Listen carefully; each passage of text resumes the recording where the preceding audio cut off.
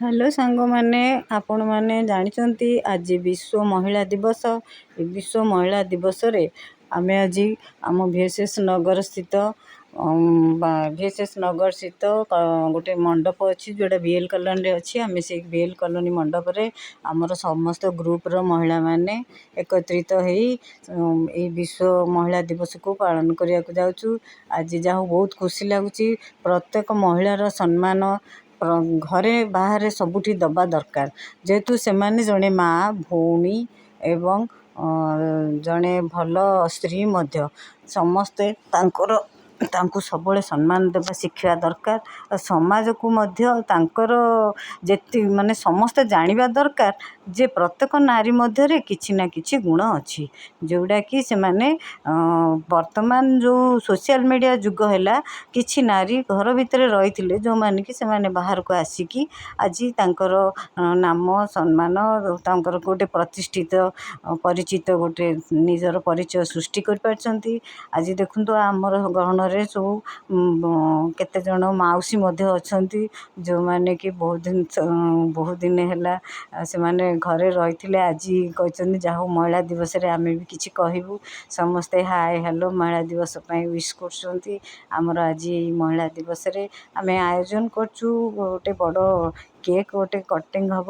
Cake cutting କରିକି ଆମର corporator madam ଏବଂ ଆଉ ଆମର ମହାସଂଘର ପ୍ରେସିଡେଣ୍ଟ, ସେକ୍ରେଟାରୀ ଏବଂ ଅନ୍ୟାନ୍ୟ ବହୁତ ପଦପଦବୀରେ ଅଛନ୍ତି ଆମର ଅନ୍ୟ ନାରୀମାନେ ମଧ୍ୟ ସମସ୍ତେ ଏକତ୍ରିତ ହୋଇ ଏଠି ଗୋଟେ ମାନେ ପ୍ରୋଗ୍ରାମର ଆୟୋଜନ କରିଛୁ। କିଛି ଏନ୍ଜୟ କରିବୁ।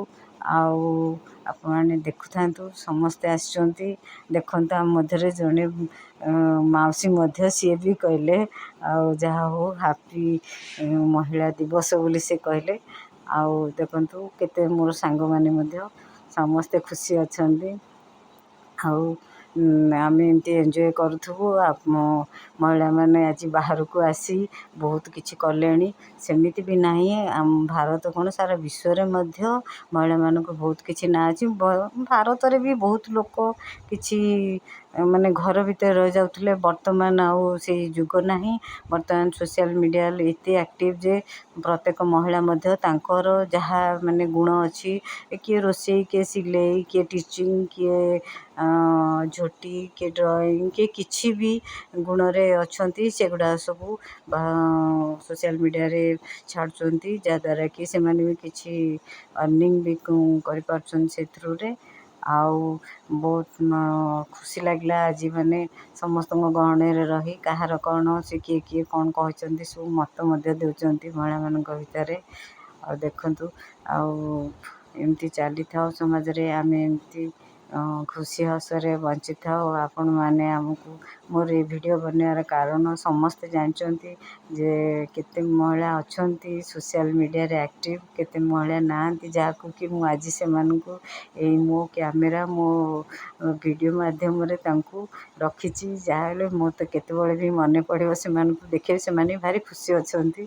ଆଉ ଯାହା ହଉ ମୋ ଭିଡ଼ିଓ ଦେଖିବେ, ଆଜି ଖୁସି ହେବେ। ଆପଣମାନେ କୁହନ୍ତୁ କେମିତି ଲାଗିଲା ଆମର ଏଇ ସେଲିବ୍ରେସନ୍।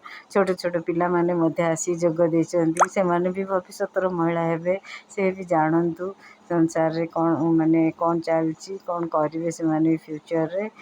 ଆଉ ଏମିତି ଆମେ ଏଇଠି ବହୁତ ମଜା କରି ସେଲିବ୍ରେସନ୍ କଲୁ। ତାପରେ କେକ୍ କଟିଂ ପରେ ସମସ୍ତେ ମିଶିକି ଆମେ ଏଇଠି ଡ୍ୟାନ୍ସ କରିବୁ ବୋଲି କିଛି ଆୟୋଜନ କରାଯାଇଛି। ଦେଖାଯାଉ ସମସ୍ତେ କ'ଣ କରୁଛନ୍ତି। ଆଉ ଆମ ସହିତ ସମସ୍ତେ ଯୋଗ ଦେଇଛନ୍ତି, ସେଥିପାଇଁ ସମସ୍ତଙ୍କୁ ଧନ୍ୟବାଦ।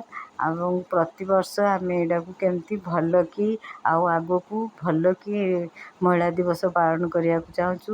ଦେଖନ୍ତୁ ଏଇଠି ଆମର ମାନେ ଏମିତି ବି ନଥିଲା। ମୋର ପ୍ରୋଗ୍ରାମ୍ ସରିଲେ ମୁଁ ରଖୁଛି, ପ୍ରୋଗ୍ରାମ୍ ସରିଲେ ଭିଡ଼ିଓ ଆଉ କିଛି ପ୍ରୋଗ୍ରାମର ଦେଖେଇବି। ବାଏ ବାଏ, ରହିଲି।